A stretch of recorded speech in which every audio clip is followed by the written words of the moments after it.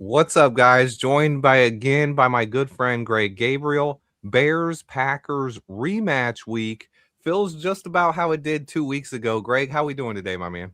I'm doing real good, and it is. As I said to you off the air, it's like deja vu all over again, using or stealing Yogi Berra's term.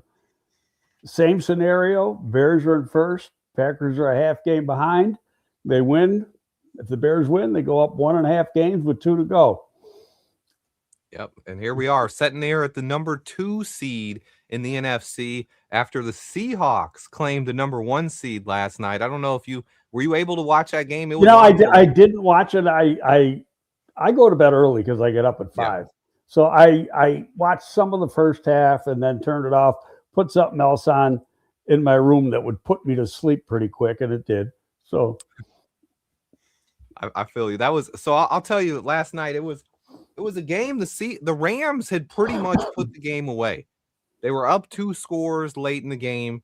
The Seahawks ended up getting a Rashid Shaheed punt return for a touchdown, and then they went for a 2-point conversion after a touchdown to tie the game. Right, right. and craziest 2-point conversion I've ever seen. Sam Darnold throws a little lateral. It was going to go to Zach Charbonnet, but you know how the edge is. They get around the corner and they tip the ball.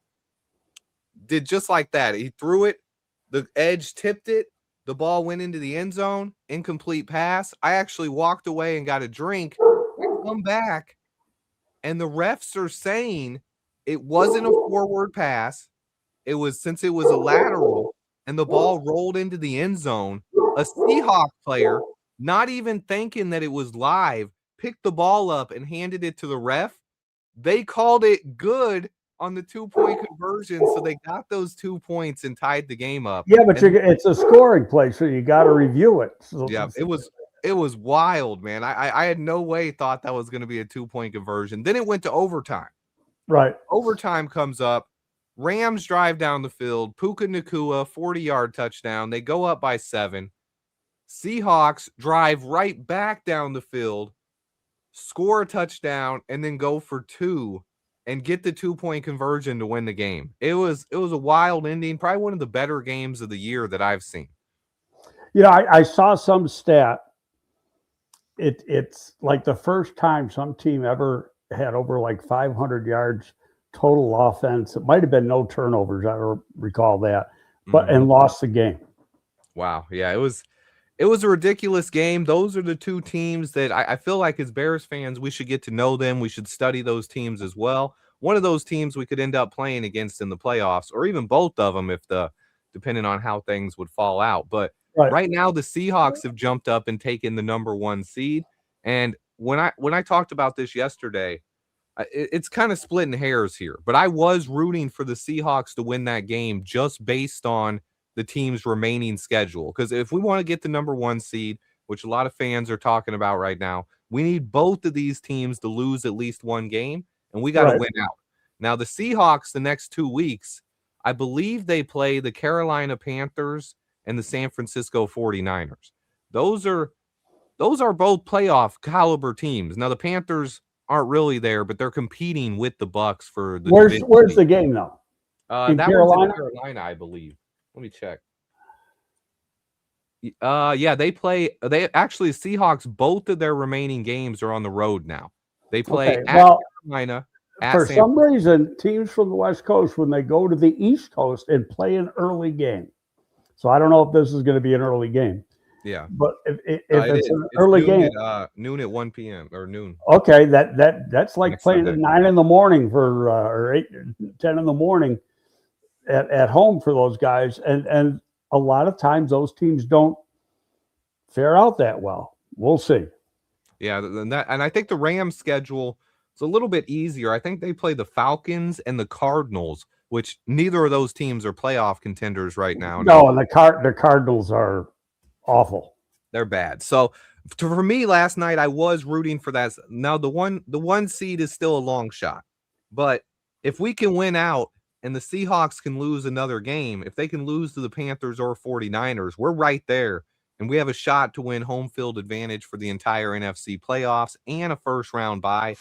I'll say this much about the first round bye. Since they've changed things up, and only one team gets a bye now, a lot of times that team has not fared well after having a week off when the other teams keep playing. We saw it last year. The Lions lost after getting a first round bye, I believe. Other Yep. teams lost. The Titans did it a couple years ago, but I've seen a lot of that. So I'm not hinging on wanting that number 1 seed bad, but I still think we should at least try for it. It never hurts. That means you can't play a road game until you get to the Super Bowl. So that part is good, but I'm like this, Swifty. I'm one step at a time. Yeah, okay. That's how I felt. I went into the season, and we talked about this. I did it with Aldo too. My goal for the year was 9 wins. I don't know what the Bears' goal was, but mine was 9 wins. They passed that, and so now the next goal becomes get in the playoffs. Mm-hmm. And then the next goal after that is win the division. The important thing is get in the dance. For them just to get in the dance this year after what they've been through the last couple of years, that's an accomplishment. Yeah, and it's something that Bears fans, we've been patiently waiting for this team to finish the rebuild, start playing meaningful football in December and January, and we've gotten to that point. We're now in playoff mode in the middle of December, coming off a big win against the Browns, and we have 3 games remaining. All of these games are against playoff contenders. We got the Packers at home. We travel to San Francisco to take on the 49ers, and then we're back home to take on the Lions to end the season out. But that schedule looks enticing. It's good. These are games we want to see us playing late in the season, and we're playing meaningful football here, so I'm excited about it. Do you have how are you feeling about this Packers week? I know it feels a lot like it did 2 weeks ago. We went into this same thing. We had a half game lead over the Packers going to Lambeau Field. What's changed now is the Bears are coming off their most decisive victory of the season. The Packers are coming off a loss, and they're coming off the loss of Micah Parsons, their star defensive pass rusher. So things are a little bit different in the NFC North right now. Yeah, and Watson is questionable, as is Jacobs. I think Watson's going to play before Jacobs plays. Maybe they both play. Neither one will be 100%. But the game's at home. And I remember, watching that game 2 weeks ago now, and just thinking of how loud that Green Bay crowd was, which made it very difficult for the Bears at the line of scrimmage. And I just, I kept saying, and now players have said it, coaches have said it, a lot of people have said it now. This crowd's got to go crazy tomorrow. They got to be very, very loud when Green Bay's got the ball. And it's got to continue, not just in the first quarter, all the way to the end. And then I think they're going to have a good advantage. I got a good feeling, and it really has nothing to do with the fact that Micah's not going to play. It's just that Micah played, and the Bears very easily could have won in Green Bay 2 weeks ago. Yeah, and so I just think, I think this is, it's a home game. Bears have generally played pretty good at home this year. I just think it's going to be a different outcome. The Bears are going to win. Hey, that's what I like to hear. Now our wide receiver room is hurting. Someone in the chat just asked, they hadn't seen the news yet, but Rome Odunze and Luther Burden are both ruled out for this game. Have they officially activated Tremaine Edmonds yet? If they have, I haven't seen it. No, and I don't know if they have to do it today or they can wait till tomorrow, because a lot of times on short weeks you can do it the day of the game. But it'll be today or tomorrow. It'll be, and they'll elevate people. So somebody's got to get cut or put on IR for activating Tremaine. Then they can bring up to 2 guys from the practice squad. One of them is going to be a wide receiver. You got to know that's going to happen. And, there's 2 wide receivers on the practice squad. One was the rookie from J.P. Richardson. There's Maurice Alexander and Richardson. But Alexander had a pretty strong, he's a semi-veteran. He's been in the league on practice squad since 22. Been with Detroit for like 3 years on the practice squad. So he knows the system. Yeah. And and his preseason was really pretty good. So I think between him and Judon Walker, and the good news is except for the preseason, there's no tape on these guys. So that's a little bit of an advantage going into a game. I don't care if they're the backups or practice squad guys or whatever. When the other team doesn't have any tape, they don't know what to expect. And Judon Walker, he's a guy I wanted to talk to you about because he had such a strong preseason. And we've seen it this year from I know over the last couple of years, Bears fans have gotten tired of these low risk, high reward moves by Ryan Poles, the guys who would bring in, who have a chance to do something, but really didn't take any risks. Some of those guys like Theo Benedict, guys like Nashawn Wright, guys, even late round draft picks like Kyle Monungai. But Judon Walker is the next in line of those guys who maybe when he gets his opportunity here with the new coaching staff, he'll actually do something on the football field. And so far, we haven't gotten a chance to see him in the regular season after he had an incredible performance in preseason. He's going to have a chance to step up today. Will he get a ton of targets? Nobody know, or tomorrow, sorry. But he'll have a chance to finally get on the football field and show people what he can do. I'm excited for Judon Walker. I think he could be a pleasant surprise. I don't disagree with you. And again, part of it is that there's no tape on him. I imagine that he would be the guy that would replace Rome because of the size. Mm-hmm. They're close to the same size. Rome's got more weight, but as far as height and length, Judon runs pretty good. He's like a 4.47, 4.46 guy who can jump really well. He was actually fairly productive at Texas A&M, but they didn't throw the ball that well in the 24 season. So the year before, he had more catches than he did in the 24 season. So 23 was more productive, but he's a good football player, and he can play on special teams. He played well in the preseason. He's played well this year on special teams because he's been on the 53 all year. So it'll be interesting to see how he does. If he jumps up and does like Nashawn Wright or some of those other guys, hell, more power to him. But you just want to see him not make mistakes. That's the most important thing. And the other thing I think they could do, and I've thought this since the day they drafted him, is play Lovelin out at X sometimes. Oh, yeah. I mean, he's definitely in line to potentially get the most targets in this game. Obviously, we still have DJ Moore. DJ Moore is probably going to get a heavy workload again, but Colton Lovelin is the guy. We should feed him the ball, probably have some manufactured touches, some designed routes where Ben Johnson designs to get him open, but he can line up all over the field. He can be that big slot guy. He could be the X receiver. He can line up in the backfield as a H-back type, or he can be straight out there at tight end on the end of the line of scrimmage. And I'll tell you blocking is really I was impressive. just going to say that. Yeah. That part, because you go back and you look at tape at Michigan, and I'm not going to say he went through the motions, but you wouldn't call it a strong point. And the way he's blocked this year, I forgot what game it was, but they had a close-up of him, and he was playing in at the Y, and he got into a guy and knocked him back about 1.5 yards. He did it both the last two games. But then that chip block, if you want to call it a chip block, that he on Myles Garrett. Holy shit, man! I mean, he knocked that guy into heaven. That was Garrett. That was Myles Garrett. I know it was. And he laid a buff on him now. And that's something that you got to be excited to see. I remember when we took Lovelin, my biggest worry with him is how is he going to be as a blocker? What's he going to do in the blocking game? And going back and studying his tape more at Michigan, he showed off some skills downfield blocking. But I didn't no really question. It was at the point of attack, on the line of scrimmage. His point of attack and one-on-one blocks, I thought needed some work, and he's gotten better. Let's see. Well, they tell you got to block, and he's probably gotten a little stronger, and he's even going to be stronger next year.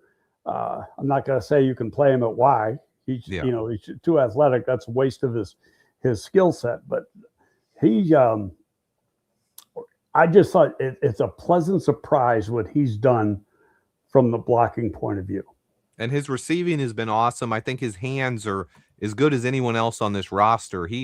if he gets his hands on the ball, knock on wood, but he normally catches everything he touches, and that's something I love to see. Ooh. I think he might have one drop all year, and I might be off on that one. And he has 2 of the best catches of the year. I mean, that one in the Bengals game that was behind his body that he went back and got, not even the big touchdown he caught, but the big drive extender that he caught that allowed him. I know which one you're talking about.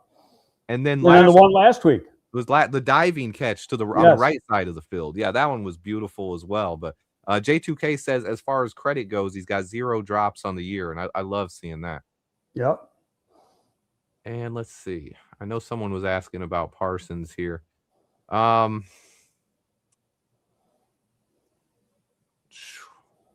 We played the worst. Oh, this was a comment I wanted to read here from J2K. He said, we played the worst half of football all season long against Green Bay, and that game still went down to the final play. Now they're without Parsons. Someone else has mentioned they're still missing Devontae Wyatt. That's 2 of their best defensive linemen that are now out for the season. And I think their starting tackle, I think, is out. Zach Tom.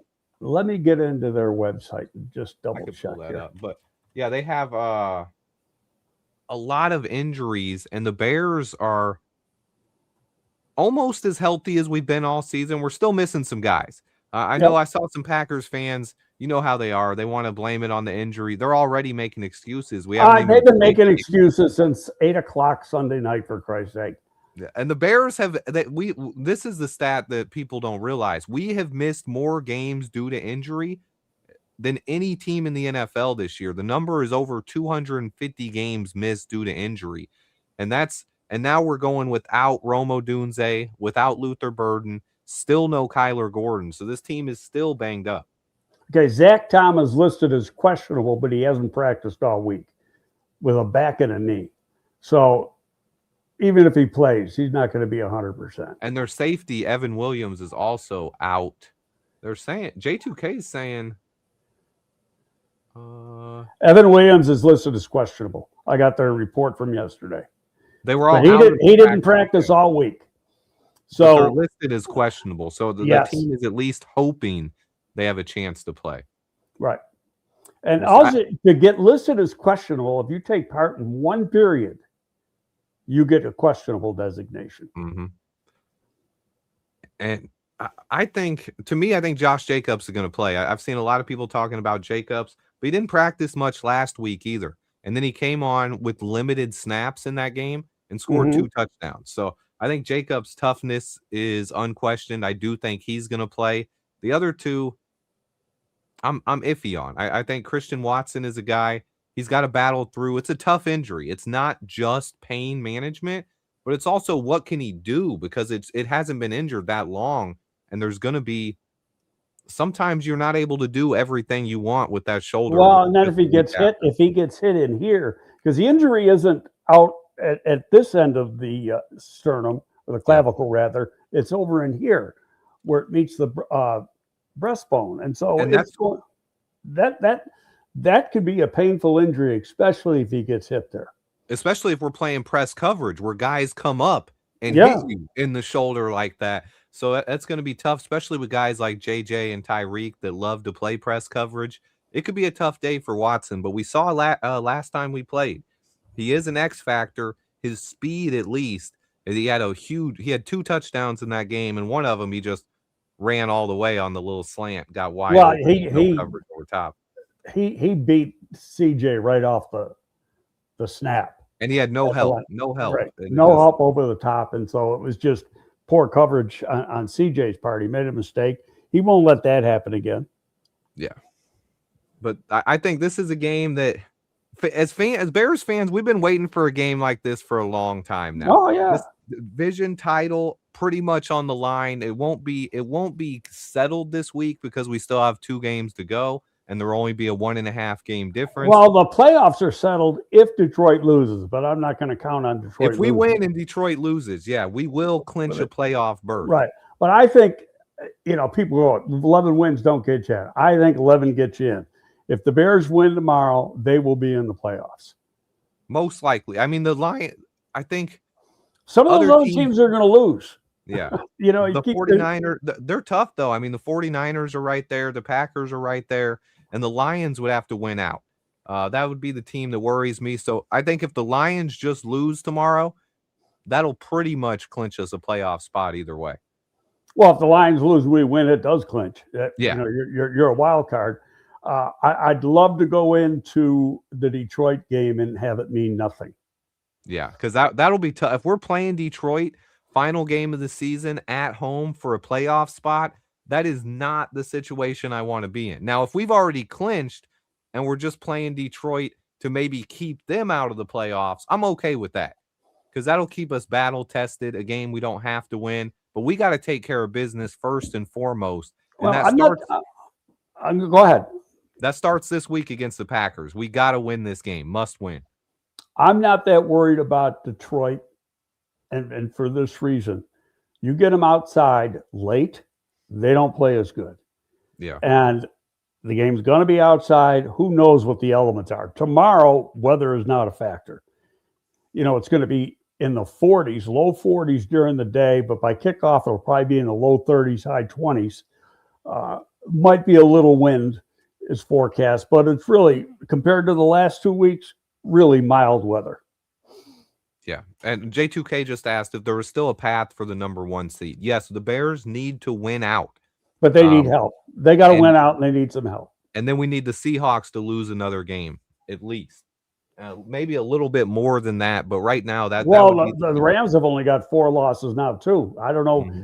You got to look at. They're not a division winner. They're not a division leader. So whoever leads that division is the one that's in the 1 seed. But if Seattle loses, then the Rams could go back up to the division lead. Yeah, and that goes conference record. Excuse me. Division record counts more on tiebreakers within the division.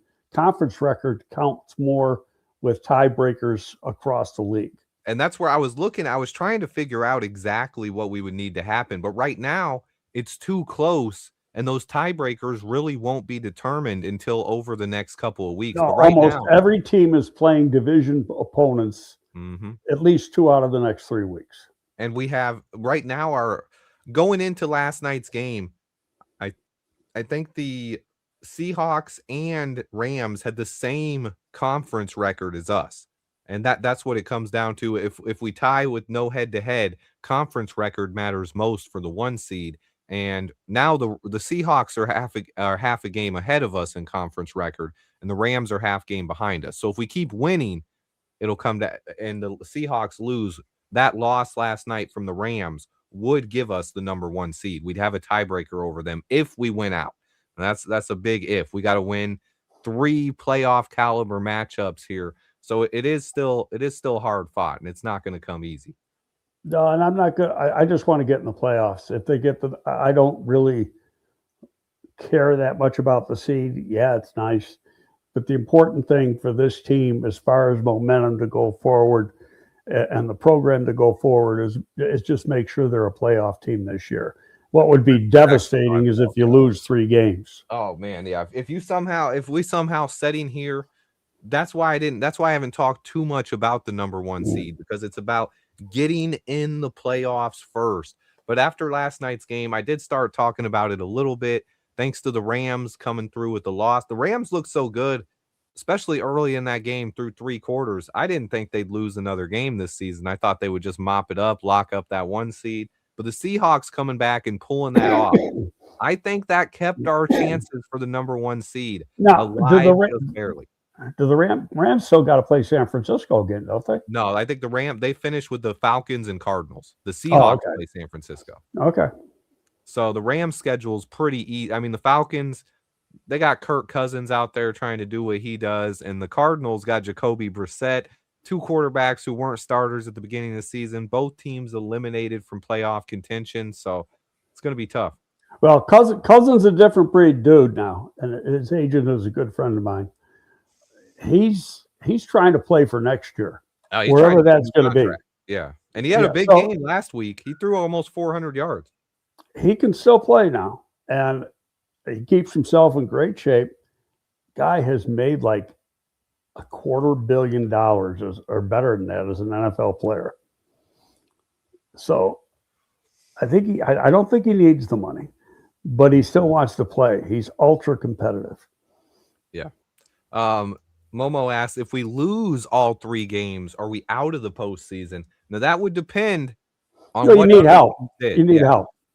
I And think I couldn't even begin to tell you what the scenarios are. the Lions would have to lose this week and next week, because obviously if we lose all 3, the Lions beat us at home week 17 or week 18. Right.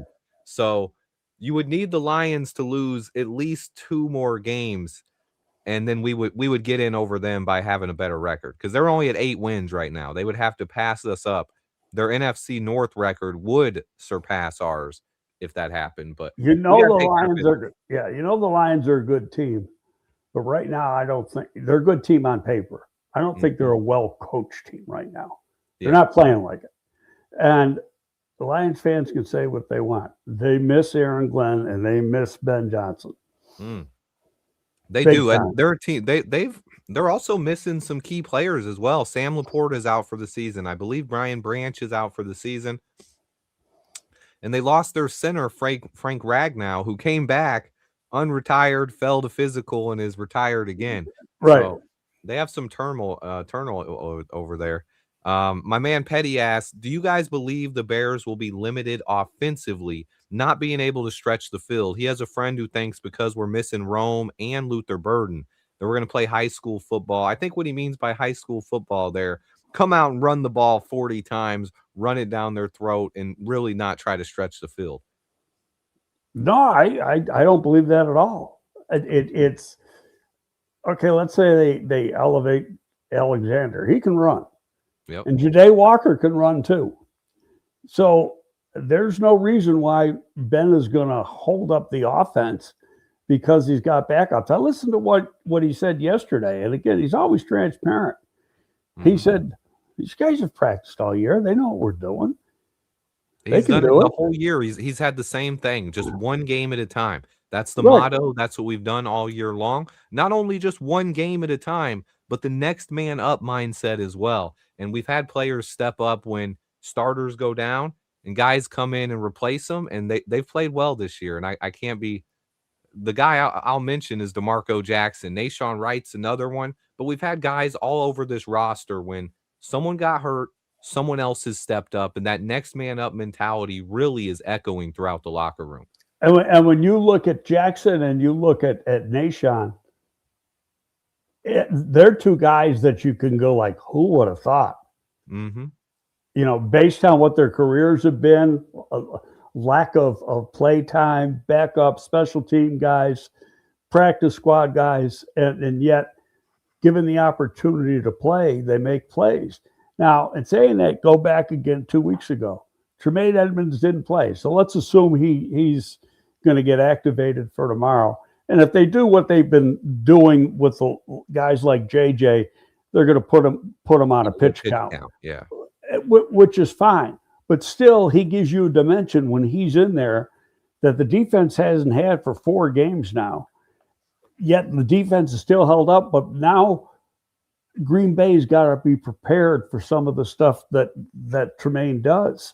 And that includes rush the passer. Tremaine can get after the quarterback. That's one thing. I think TJ Edwards has more sacks than him over the last couple of years, but Tremaine's ability as a rusher, he can get pressures. He has that size, speed, length, and with DeMarco Jackson playing as well as he played, he actually won NFC Defensive Player of the Week last week. They can mix him up. They can keep him out there for some snaps, and they can mix those guys around. Maybe even give TJ Edwards some rest. And he's been playing the Mike position. Tremaine's the will. Yep.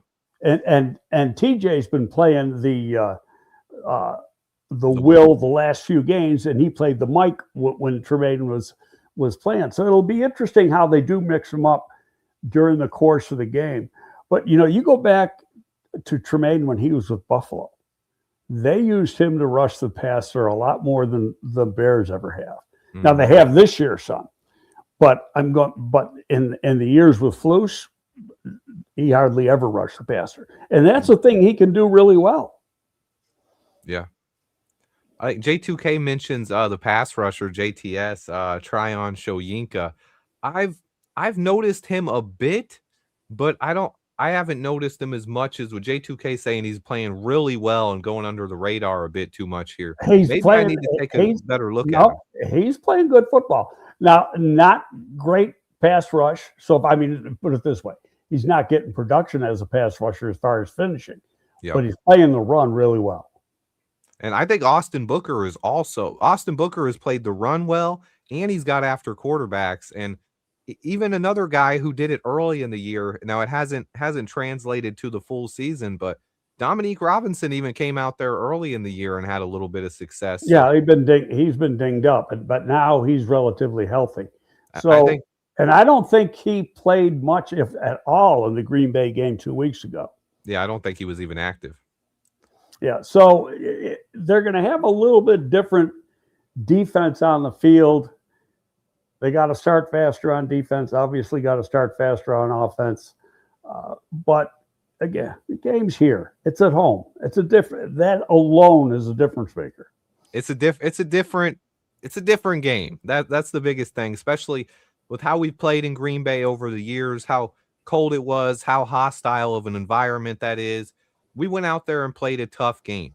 Now, if we can tinker some things, make some changes, maybe make some adjustments to the game plan, we should be able to come out here and get a victory, or at least play a hard-fought game and keep this one close. I'm also expecting a win. I'm a little bit superstitious though, so I don't like to predict too much. I'll knock on wood. I don't want to jinx us, but I think we can beat the Packers, and I think we can cement our status as kings of the North for this season and really turn the page to playoff football. And that's my expectations for tomorrow night. Well, that's what we hope for. And again, like I keep saying, we can go into the Detroit game and it have no meaning as far as where we stand in the playoffs. Then I like that even more, especially if you're not going to be the number one seed, because then you can rest guys against Detroit. Yeah, I like that a lot. Being able to rest a couple of guys, being able to have some of the guys, because we do have a lot of guys banged up on this roster. There's a lot of guys who have been banged up and not 100%. Allowing those guys to get back to 100%, maybe even getting Kyler Gordon back. We don't really know the extent of his injury, but I do think Kyler makes a big difference when he is out there healthy. No question. Now, someone asked a couple of questions. I haven't talked to you about this one, but Matthew Judon, he cleared waivers yesterday. He was a pass rusher that Ryan Poles was interested in a couple of years ago. But he didn't play worth a shit when he was in Miami this year. Yeah, exactly. Well, he very limited snaps, though. And the one thing, my one point I want to put with it is because what we've learned this year from coaching matters, and the locker room actually matters. And when I was watching that Dolphins game, the entire team looked like they were running on empty. I didn't see a sense of urgency from the offense. They just did not look like a well-coached team. You give this guy. No, McDaniels he's a dead man walking. You know that. Yeah. But, as far as Judon did nothing down there. Now, last year he was in Atlanta. What do you have? 4.5, 5 sacks, something like that. And that's coming off the bicep injury as well. Right. So is it a possibility? Maybe. I would think you'd want to bring him in for a workout first. Yeah. You wouldn't sign him, but I'm not going to count on it. I think these guys are of the feeling that we're going to play with the guys who brought us to the dance, and they almost deserve that. But if you get another injury, then you're going to have to do something. Yeah. So what Squeegee asks, is Judon even a scheme fit for DA? I don't think he's fits exactly everything he looks for, but he's an experienced edge rusher who can at least help your pass rush. And at this point, he would just be a body for depth, another body and potential guy who could be in for the playoff run, and when we need more guys. No, well, he has shown in the past he can rush the passer. I mean, he's been a double-digit pass rusher in the past, but he is 34 years old, I think. I think he's 33, but almost there. 33, okay. Hairs, so that's going to be, that's obviously a question that Poles has to answer, and Johnson. But don't forget, he was a free agent during the year, during the offseason, available to be signed, and they said no and didn't sign him. and he ends up down in Miami. Yeah, we didn't want to give him that money Miami did, but the difference is he'd pretty much be able to come in on a veteran minimum contract now. And he played in the first game, right? He was on the roster for. His salary's guaranteed. Well, he cleared waivers though, so that I know that, but it's still he's still getting paid. Okay. If you're a vested vet, pretty much nothing. Right. If you're a vested vet, you and you are on the roster the first game. You don't have to be active. You just got to be on the roster. Your salary is guaranteed for the whole year. So he's getting that regardless. So yeah, you sign him, and let's say he was making $3 million a year. And I don't know what he was making, just making up a figure. You sign him for the veteran minimum, which is, a few $100,000 a game. Miami's got to pick up the rest because there's an offset there. Yep. 100%. I do want to mention, just someone in the chat was commenting that we're the number 1 seed now because the Rams lost. The Seahawks are the number 1 seed. They have jumped up from the 5 seed. They're 12-3 right now. They are the top seed. We are number 2.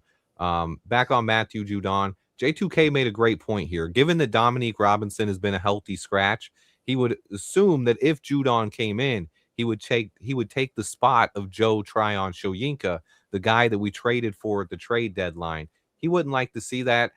I'm iffy on that one. I think I'm 50-50 on it. I think you could also maybe offer him a spot on the practice squad, make sure he's healthy, see what he has, and at least have him as an extra body in case someone else gets hurt down the stretch. Because the biggest difference between now and in the offseason when we had a chance to sign him, we had guys like Shamar Turner and Dayo Odangbo who were healthy and on this roster. With those guys being out for the season, I think an extra body, an extra guy who could affect the pass rush would be something I would at least look into. Well, the one thing you just said makes sense, and that's put him on the practice squad.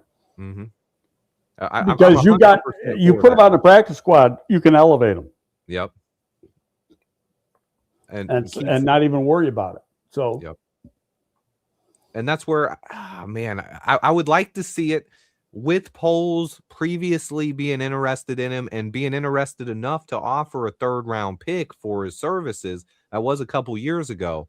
But when you like a guy enough to offer a 3rd round pick, yes, that was in Matt Eberflus's defense, though, not Dennis Allen's. But that shows that Poles liked him and was comfortable with him. But then it gets to it, and just to be, throw an argument in there. It's okay. What has he done the last 2 years? What did he do in Atlanta? I can't say he's done good or he hasn't done good. I know he didn't do shit in Miami statistically, and his stats were average. I think, like I said, he had 4.5 or 5 sacks in Atlanta. Playing in the rotation last year, but Atlanta wasn't going to bring him back, and they went out and drafted 2 guys to play the edge. 2 guys I really like too. Yeah, but that tells you a little something too. So just because Poles liked him 2 years ago doesn't mean he likes him today. 100%. Yep.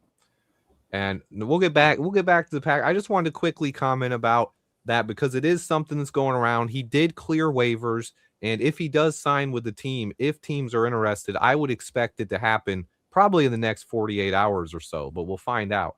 Well, generally teams sign on Monday or Tuesday. Yep. They're not going to sign him for Sunday. Yeah. None of the other teams. I think theoretically, today's only Friday. He could get signed for a team to the practice squad. It's not like he's not ready to play because he has been playing all year in Miami. Now, he was playing limited reps. He wasn't starting, but he should be. No, but he was going through practice every day. And he should be healthy and not really worn out from the season. He hasn't had the wear and tear that some guys have during the season. But my man Doug Van Door has a great comment here. He says he thinks LaFleur expects Ben Johnson to run the ball because of his two of his top 3 wide receivers are out. What if Ben comes out here and has Caleb just throw the ball? I will say this, guys, for the people on the 4,000 yard watch list, Caleb's trajectory right now is going to fall below 4,000 yards. Yeah, he's got to throw over 300 a game, and 2 of the games are here. I think it's 280. He needs like 280. Yeah, and well, imagine if he came out though and threw 400 this week against the Packers. That would shave off 60 yards a game, and he would only have to throw 220 in the final two. So you never know. I was like, if that game plan, if the Packers do come out and stack the box heavy, if Caleb could get a couple of deep shots early, it could change that. But right now, I'd say the odds of him getting to that 4,000 yards are going to be minimal, slim to none, but he is on pace to break the Chicago Bears franchise record, which was set by, I believe it was Eric Kramer. Eric Kramer. It was somewhere around 3,800 yards. Right. So, now, I'm going to say what I've been saying all along. There could have very easily been, when you look at the talent, quarterbacks here that threw for 4,000 yards. They don't throw for 4,000 yards because of one thing. And the one thing they faced the last 2 weeks, and they're going to face probably at least one game, maybe two games, it could be raining like hell out in San Francisco, is the weather. That's why nobody's hit 4,000. You got games like, 2 weeks ago in Green Bay and last week here. Yep. And last week he could have, the game plan down the stretch, we had time, but the Browns ran a lot of timeout. If we would have got the ball back with 8 to 9 minutes to go, I think we could have had another big drive, and Caleb would have pushed towards 300 yards. I would have liked to at least see Swift get over 100 yards. He finished with 98, but right. The Browns he needs to average like 22 a game over the next 3 games to get 1,000. Yeah, which I would like for all those guys that said they're not going to keep Swift. They're going to get rid of him. Ben Johnson doesn't like him. Bullshit. We heard that all off season, man. I know. The Bears needed a running back. Ben Johnson doesn't like DeAndre Swift. Swift sucks. I heard that a lot. I think Swift has really responded well to the critics this year. He's had a big time year. And also adding Kyle Monangai in the 7th round has been a revelation for this team. He is a hard runner. He pairs well with Swift. And right now our running back rotation is pretty solid. Oh, yeah. Now, if one of those guys goes down, I think it'd be a different story, because Britton Brown, okay, but Roschon, I gotta express my disappointment in Roschon. We have not seen anything from this guy, and I was high on him a couple years ago. So was I, and I think I'd be shocked if he's on the roster next year. Yeah, I think he's a guy who he had a chance, but Ben Johnson and this new coaching staff apparently aren't huge fans of him, so that's something where we got to watch going forward. And I think we probably will add another running back next year to at least come into the mix. Swift will be entering the last year of his contract.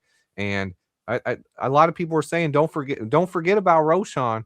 But listen, we might have to forget about Roschon if he's not here next year. So, right. I would not be a bit surprised. It's not that he's got a big salary. He was a mid-round draft pick. Yep. Not going to have to worry about that. But he's already proven to this staff that he's not a reliable player. Yeah, and Swift he has grown a lot this season. I think he's still one of the better running backs in the league when you run outside the tackle box. And coaching really does matter this year, because the one thing I've noticed more different, the Bears are actually running Swift outside the tackles. I felt like last year with Matt Eberflus here, we tried too often to just run Swift right up the middle. And it's not really his strength, and he struggled because of that. He still runs up. He also didn't have the interior line that he's got this year. Yeah, that line is a lot better. That helps a ton. We're getting pushed off the line of scrimmage. We're opening up holes, and we're pancaking guys all over the field, man. Jackson has had a really strong last couple of weeks. Yeah, anybody who didn't see it, our guy right guard, Jonah Jackson, he had a pool where he did a little trap play and just absolutely flattened the Browns' first-round pick, Mason Graham. A guy killed him. Some people had him as the top player in the entire draft. I remember seeing some big boards. Jonah Jackson totally buried on that play. And Ben Johnson even talked about what plays like that do. That they give the whole offense confidence, and that's not the only guy doing it. I'm seeing Darnell Wright pancake people every week. I'm seeing Drew Dahlman with big plays. I've seen Ozzie Trapillo with some pancakes, and even guys like Luther Burden and Colton Lovelin coming in and chipping people and knocking them on the ground. So our team is blocking a hell of a lot better than they did last year. Well, they know the results, and when you get favorable results, then it becomes ingrown in your mind, and then you want to do it more. Yeah, 100%. And they like the film session on Monday too, because people are going like this for him, among their teammates. They're clapping for him. They love those pancakes, man. Yeah.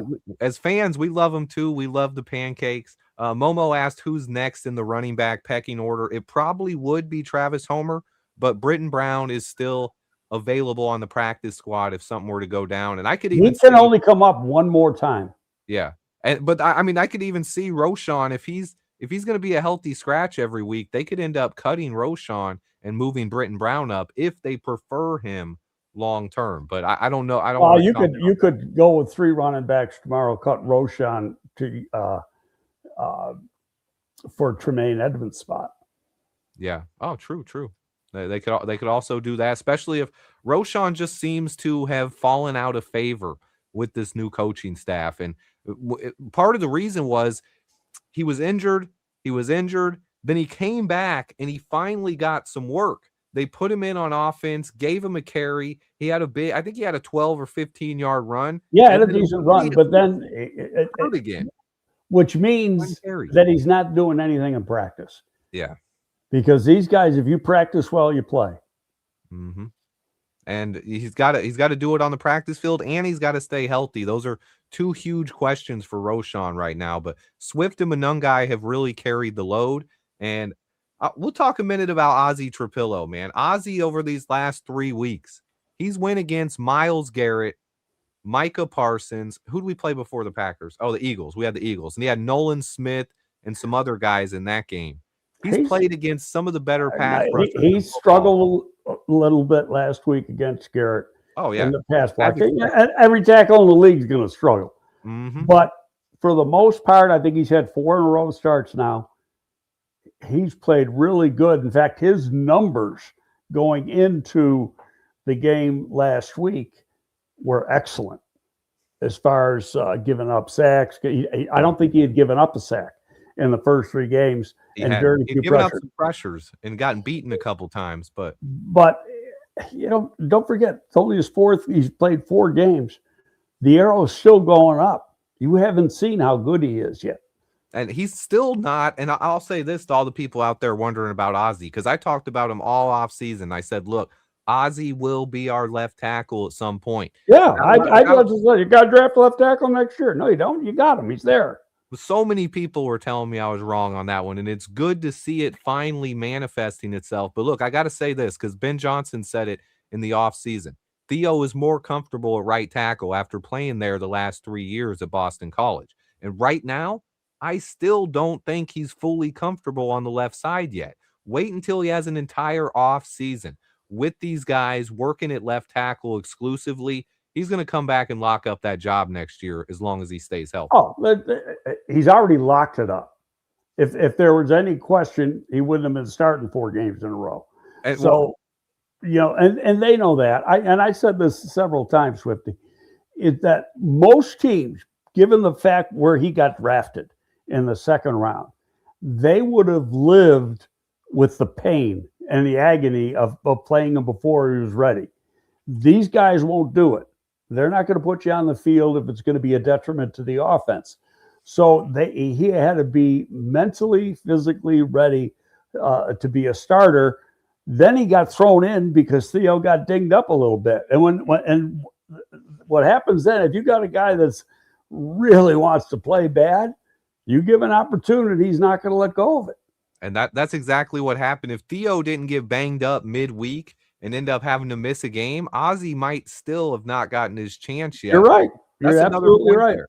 With Theo Benedict and how well he played at left tackle and right tackle, I think we also have a decent swing tackle heading into next season as well. No question. So I think the offensive line is fine. And you still got, because you keep 4 tackles a lot, you still got Amagaju who's on IR, and I don't think they're ready to give up on him. Yeah, we haven't seen anything. I think he's a guy who, if healthy next year, could get a ton of work in the preseason. Real lot of work he can do. And hopefully he can stay healthy and battle for that swing tackle job with Theo Benedict. But Braxton's going to be gone. The one position where I might look to bring someone in next year, bring in another young guard, another young interior guy. Yeah, Bates is probably going to be gone. So because he's out of contract. and that money was guaranteed for him this year. So he's gone. You're going to need somebody to replace him. And don't forget, when he got hurt, or when Jackson got hurt, missed most of the first half in the game, a month ago. Luke Newman went in and didn't miss a beat. Man, Luke Newman looks good. I'm excited about Newman, but I still would like to bring someone else in the offseason because Joe Thuney is getting up there in age. We don't know how much longer he's going to play. Well, here's the thing, too. You know who I think guard is down the road? Theo could because play of the guard. shorter arms. I like it. I think we would obviously need another swing tackle, but Theo and Luke Newman do provide us some depth on this offensive line. It's in a better spot than it's been any point in the last 5+ years. No question. And these guys they're getting push off the line of scrimmage. They're really playing a nasty physical style of football that it's contagious on offense. You see our receivers are really buying into the no block, no rock mentality as well. Guys like Luther Burden, Romo Dunze, DJ Moore even blocking really tough. The one guy who I feel like kind of loses it as a blocker is Olamide Zaccheaus. He's just not big enough to really make a huge difference in the blocking game. Yeah, I know. I agree with you there. He's 5'10", 185, 190-pound guy. But I will say Oz is set up for potentially a big week. He's a guy I didn't really talk about, but Oz has been our third. He's third on the Bears in targets and receiving yards this year. Now, he does have some drops, and he hasn't made a ton of big plays, but Oz should also be a part of this game plan this week. But I think Jade Walker's the guy who's probably going to come in and pick up. If anybody can come in and surprise this week, I think Walker's that guy. And I don't disagree with you, and especially because and I'm throwing a dart at the wall. I think he is the guy that would replace Rome at the X. Yeah, because of the size. Unless starts that. What? Say that one more time. You cut out there. I would expect Judon Walker to start unless they put Lovelin at the X. Yeah, I think Lovelin could get some time out there, but I do think they'll want a regular receiver out there at times. Cornelius, my man, asked what happened to Bill Murray. He's been injured. Murray He's gone. The offensive lineman, they got rid of him. No, they. I thought he was on I think they got. I don't even think he's on IR. I think they did an injury settlement with him, and he's gone. And I'm not sure if he's with anybody or not. He showed last year, and then he got hurt again this year. Got hurt last year, got hurt this year, and you were right. J2K and me both missed this one. So Bill Murray was placed on the injured reserve in late October with a pectoral injury, but he's since been released, waived with an injury designation, and he's now signed on the Colts practice squad as of a couple weeks ago. 3 days ago, they signed him, actually. Oh, okay. Wow. Colts practice squad. Bill Murray was a guy that I liked. Remember that one game he had last year where he came in, he was he had played so much better than Tevin Jenkins ever thought about playing in that one game. He did, man. He came in and looked good. Now they actually signed. Not only did the Colts sign Bill Murray, but they signed another former Bear. Do you remember Zach Thomas? Guy who was drafted in the 6th round of Poll's very first draft and ended up getting claimed by the Rams later that year. He got poached by the Rams off our practice squad. Yeah. Off the practice squad, and then he was with them, and he was even active for some games. Yep. And then I think he was with them for part of last year, and then practice squad. And I don't know where he was this year early. Yeah, he was with somebody in camp, but I don't know if he was ever on a practice squad before the Colts right now. Yeah, but your boy Chris Ballard over there, he clearly saw some in them. He brought in both Zach Thomas and Bill Murray. Quick question by Paul here. He asked, we kind of talked a little bit about this, but will it be Maurice Alexander or JP Richardson that gets elevated tomorrow? Initially, I was going to say JP Richardson. He had a strong camp, but after hearing Greg talk, I think the one thing this wide receiver room needs is the ability to stretch the field. And Maurice Alexander has that, whereas J.P. Richardson is more of a slot guy. Right. I think it could be Maurice Alexander. I think if you go back and look at the numbers, Alexander had a better preseason than J.P. had in number of catches. And then on top of that, he started playing for Ben in 2022. This is basically his 4th year in this offense, even though he hasn't been active that much. Yeah. So he knows the scheme. He had a strong preseason. I think just from a trust level, they're going to trust him more than they would Richardson. Oh yeah, 100%. And I think I'm leaning that way as well. And then also with the J2K said a rumor he heard is the Bears like Alexander more, but also that deep, being able to stretch the field and take a shot deep is something we're lacking right now. But it's a huge week, guys. Bears versus Packers. One thing I want to talk about off topic of Bears and Packers before we go. It is round 1 of the college football playoffs, and that starts tonight. There is football tonight, Alabama versus Oklahoma, and a lot of NFL draft prospects to keep an eye on this weekend. Do you have any thoughts about the playoffs as a whole, or any players or teams? Well, I was disappointed Notre Dame didn't get in. I thought they deserved to be in. And it's not that I'm a Notre Dame fan or not a Notre Dame fan. I am. But you got 2 G5 schools in there, and that shouldn't be.